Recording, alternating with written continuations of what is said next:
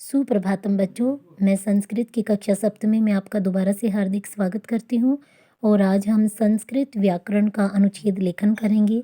अनुच्छेद लेखन में संस्कृत भाषा में एक अनुच्छेद आता है, उसके नीचे आपके संस्कृत भाषा में ही क्वेश्चंस आएंगे जिनका आंसर आपको संस्कृत लैंग्वेज में ही देना है। और ये जो महाभारत के बारे में पठित अवबोधनम दिया गया है कि चक्रव्यूह की रचना किसने की थी और किस तरीके से चक्रव्यूह को किसने भंग किया था। वीर अभिमन्यु ने चक्रव्यूह को तोड़ा था, लेकिन पूरी तरह से चक्रव्यूह तोड़ना अभिमन्यु को नहीं आता था। यह इस कार्य में सक्षम सिर्फ अर्जुन जी थे। अर्जुन बहुत ही बड़े महारथी थे। इस प्रकार से मैं आपको हिंदी में इसका अनुवाद करवाती हूँ। महाभारतस्य युद्ध अवसरे महारथी अर्जुन श्री कृष्णेन सह सुदूरम युद्धाय अगच्छत। महाभारत के युद्ध अवसर में महारथी अर्जुन श्री कृष्ण के साथ दूर युद्ध के लिए गए।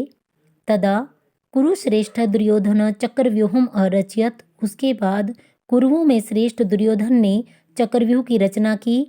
तेन तद भंगाए पांडवा आहुता।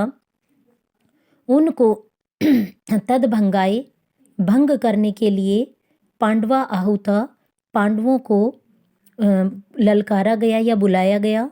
सर्वे पांडवा चिंतिता अभवन। सभी पांडव चिंतित हो गए। यतः अर्जुन त्यक्त्वा को अपि चक्रव्यूहस्य भंगम न अबोधत। क्योंकि अर्जुन को छोड़कर को अपि कोई भी चक्रव्यूहस्य में षष्ठी विभक्ति का प्रयोग किया गया है। चक्रव्यूह को भंगम न अबोधत, भंग करने के बारे में नहीं जानते थे। क्योंकि जो जानकारी थी वो चक्रव्यूह को तोड़ने की सिर्फ अर्जुन जी को थी, बाकी कोई भी चक्रव्यूह को तोड़ना नहीं जानता था। अभिमन्यु बाल्यकालात् एव अतिवीर साहसी च आसीत। अभिमन्यु बचपन से ही बहुत ही वीर और साहसी था। पांडवानां दुखितां दशम अवलोक्य अभिमन्यु युधिष्ठिरस्य समीपम अगच्छत। पांडवों को दुखी देखकर अभिमन्यु युधिष्ठिर के पास गया। इस प्रकार से एक पदेन उत्तरत इनके ये प्रश्न हैं। अर्जुन केन सह सुदूरम युद्धाय अगच्छत। अर्जुन किसके साथ दूर युद्ध के लिए गया था? श्री कृष्ण जी के साथ गए थे। फर्स्ट लाइन में इसका आंसर है श्री कृष्णेन।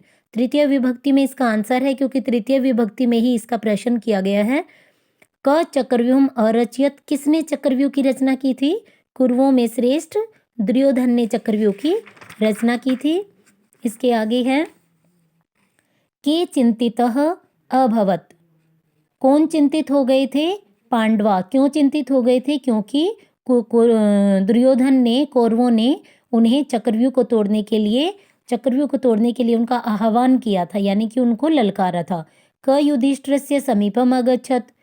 युधिष्ठिर के पास कौन गया था? अभिमन्यु। अभिमन्यु कीदृशः आसीत। अभिमन्यु कैसा था? अभिमन्यु अतिवीर साहसी च आसीत। देखेंगे आप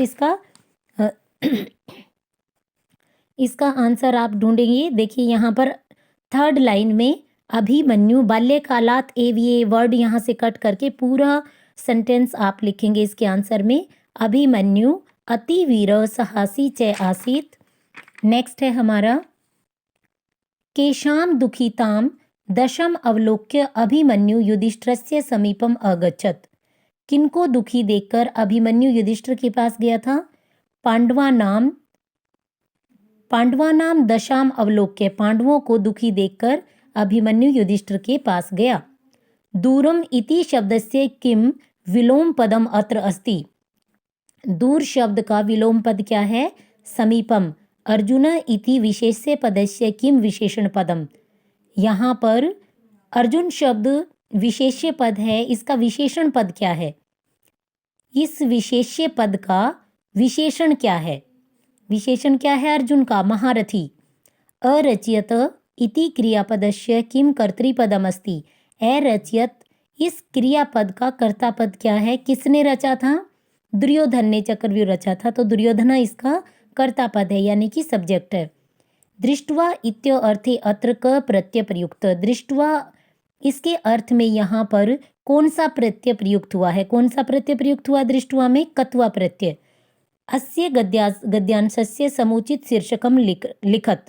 इस गद्यांश का उचित शीर्षक आपको बताना है वीर बालक अभिमन्यु। वीर बालक अभिमन्यु इसका उचित शीर्षक है। इस प्रकार से ये अपठित अवबोधनम हमारा कंप्लीट होता है। इससे रिलेटेड अगर आपको कोई भी क्वेरी है तो ऑनलाइन सेशन में आप मुझसे पूछ सकते हैं। धन्यवाद।